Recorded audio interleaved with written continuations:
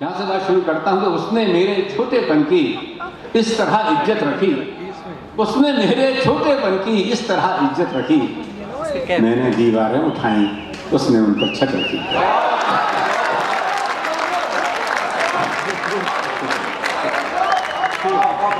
मेरे छोटेपन की उसने इस तरह इज्जत रखी, मैंने दीवारें उठाई, उसने उन पर छत रखी, मैंने दीवारें उठाई, उसने उन पर छत रखी, और क्यों हथेली की लकीरों से हैं आगे उंगलियां। दोस्तों, इस शेर खास तौर से आपको पेश करता हूं। युग युगों से एक बात चली आ रही है कि भाग्य बड़ा है कि कर्म बड़ा है, मुकद्दर बड़ा है। हमारे माना कि मैं दोनों को बड़ा मानता हूं, लेकिन मैं ये मानता हूं कि मुकद्दर से बड़ी चीज, भाग्य से बड़ी कोई चीज अगर है तो कर्म है आदमी की जिंदगी का।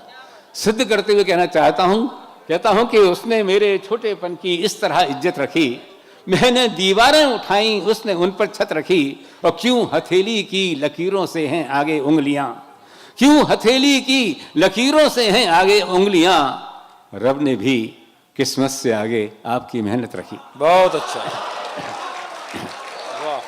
क्यों हथेली की लकीरों से हैं आगे उंगलियां, क्यों हथेली की लकीरों से हैं आगे उंगलियां, रब ने भी किस्मत से आगे आपकी मेहनत रखी, रब ने भी किस्मत से आगे आपकी मेहनत रखी। चार पंक्तियां और कहता हूं कि किसी भी काम को करने की चाहें पहले आती हैं। इतना सुंदर मुशायरा हुआ। दूसरी पंक्ति पर विशेष ध्यान चाहूंगा, अगर सही उपमा हो गई हो तो, सही मिसाल हो गई हो तो, किसी भी काम को करने की चाहें पहले आती हैं, किसी भी काम को करने की चाहें पहले आती हैं, अगर बच्चे को गोदी लो तो बाहें पहले आती हैं। किसी भी काम को करने की चाहें पहले आती हैं, अगर बच्चे को गोदी लो तो बाहें पहले आती हैं। तो हर एक कोशिश का दर्जा कामयाबी से भी ऊंचा है, हर एक कोशिश का दर्जा कामयाबी से भी ऊंचा है, कि मंजिल बाद में आती है, राहें पहले आती है।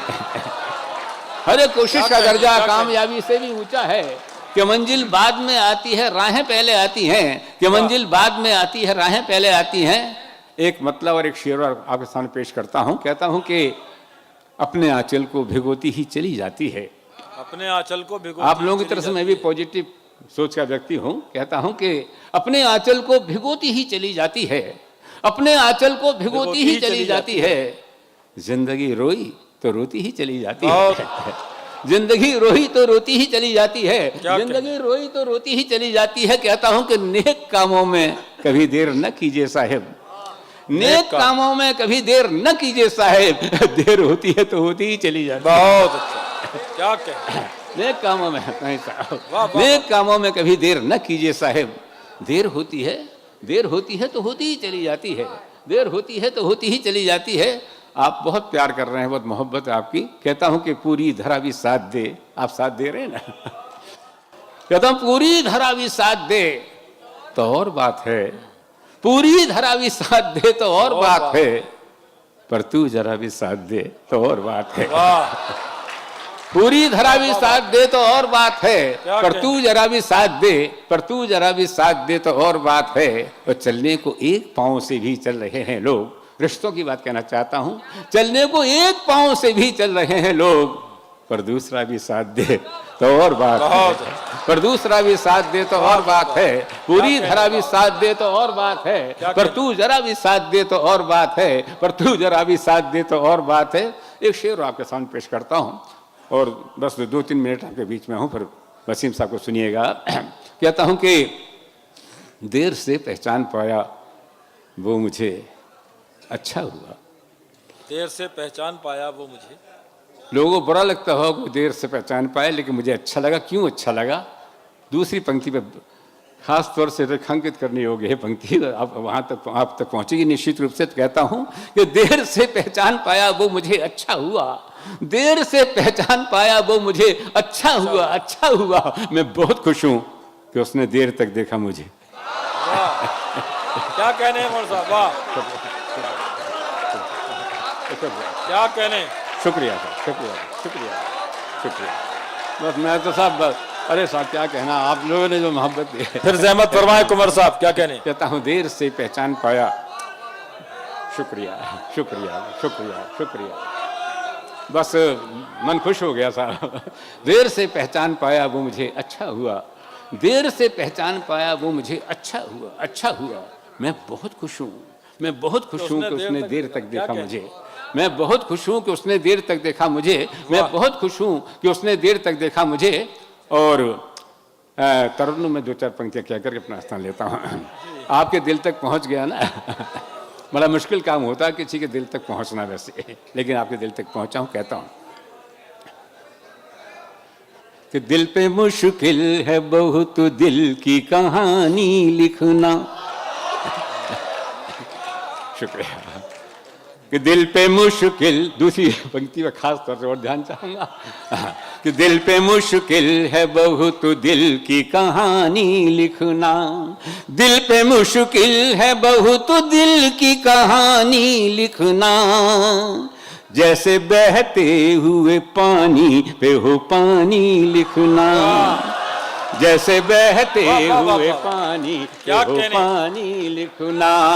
दिल पे मुश्किल है बहुत दिल की कहानी लिखना, जैसे बहते हुए पानी पे हो पानी लिखना। कुछ भी लिखने का हुनर तुझको अगर मिल जाए, कुछ भी लिखने का हुनर तुझको अगर मिल जाए, इश्क को इश्कों के दरिया की रवानी लिखना। दिल पे मुश्किल है बहुत दिल की कहानी लिखना। होके मायूस नयूं शाम से ढलते रहिए, होके मायूस नयूं शाम से ढलते रहिए। जिंदगी भोर है सूरज से निकलते रहिए, जिंदगी भोर है सूरज से निकलते रहिए। एक ही ठाव पे, एक ही जगह पर, एक ही ठाव पे ठहरेंगे तो थक जाएंगे, एक ही ठाव पे ठहरेंगे तो थक जाएंगे। धीरे धीरे ही सही राह पे चलते रहिए, धीरे धीरे ही सही राह पे चलते रहिए। होके मायूस नयूं शाम से ढलते रहिए। बहुत अच्छा। एक बदला और एक शेर सुनाकर अपना स्थान लेता हूँ आज। हाँ, गीत भी सुना दीजिए, गीत भी सुना दीजिए। गीत सुना? अच्छा हाँ, सुना दीजिए। ठीक है, चलो गीत सुना। एक गीत सुना दूं साहब, क्या क्या होता है? हाँ, नदी बोली समझ, सब आप कह रहे हैं, मैं सुनाता हूँ। केवल चार पंक्तियां कहना चाहता हूँ। देखो कि खो न दें अब अपना ये नूर आंखें। वाह वाह वाह वाह, क्या कहना डॉक्टर साहब, क्या कहना। देखो कि खो न दें अब अपना ये नूर आंखें, बरसों से रो रही हैं ये बेकसूर आंखें। देखो कि खो न दें अब अपना ये नूर आंखें, बरसों से रो रही हैं ये बेकसूर आंखें। देखो कि खो न दें अब अपना ये नूर आंखें। जिस शेर को सुनाने की वजह से मैंने ये मतलब कहा। जी फरमाइए फरमाइए। क्या देखो कि खो न दें अब अपना ये नूर आंखें। वाह वाह। दोनों के देखने का है एक ही नजरिया।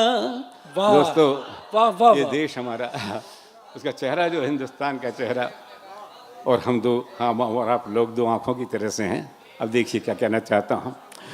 दोनों के देखने का है एक ही नजरिया, है एक ही नजरिया।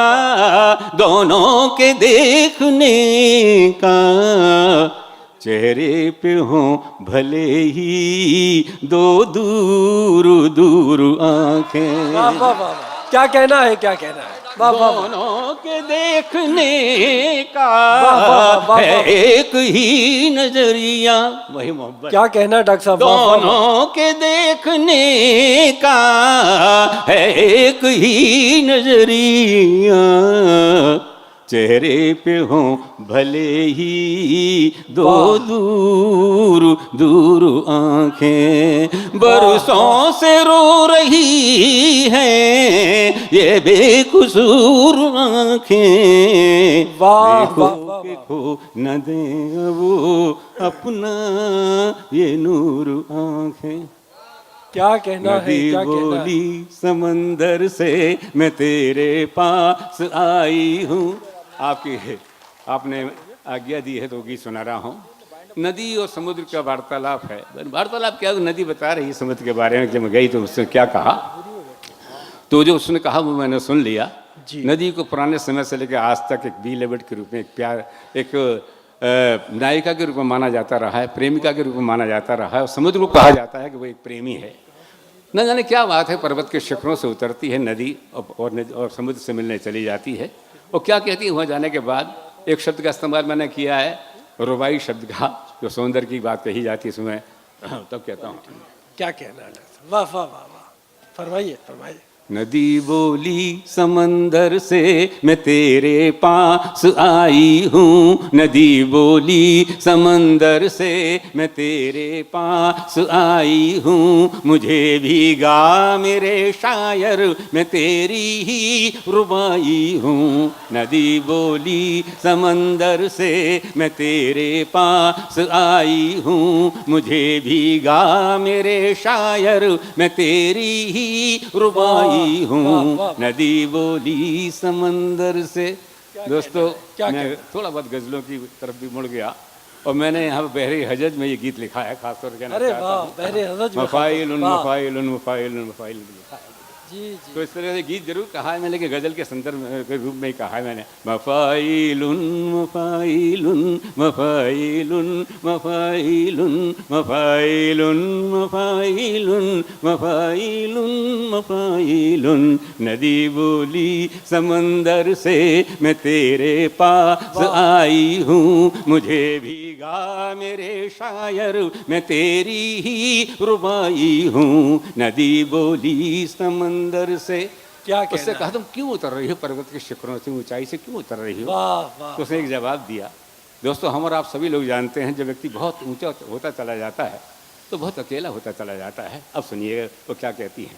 नदी बोली समंदर से मुझे ऊंचाइयों का वो अकेलापन नहीं भाया, मुझे ऊंचाइयों का वो अकेलापन नहीं भाया, लहर होते हुए भी तो मेरा आंचल न लहराया, मुझे बांधे रही ठंडे बर्फ की रेशमी काया, मुझे बांधे रही ठंडे बर्फ की रेशमी काया, बड़ी मुश्किल से बन निर्झर उतर पाई मैं धरती पर, बड़ी मुश्किल से बन निर्झर उतर पाई मैं धरती पर, छुपा कर रख मुझे सागर पसीने की कमाई हूँ। नदी बोली समंदर से मैं तेरे पास आई हूँ, मुझे भी गा मेरे शायर मैं तेरी ही रुबाई हूँ।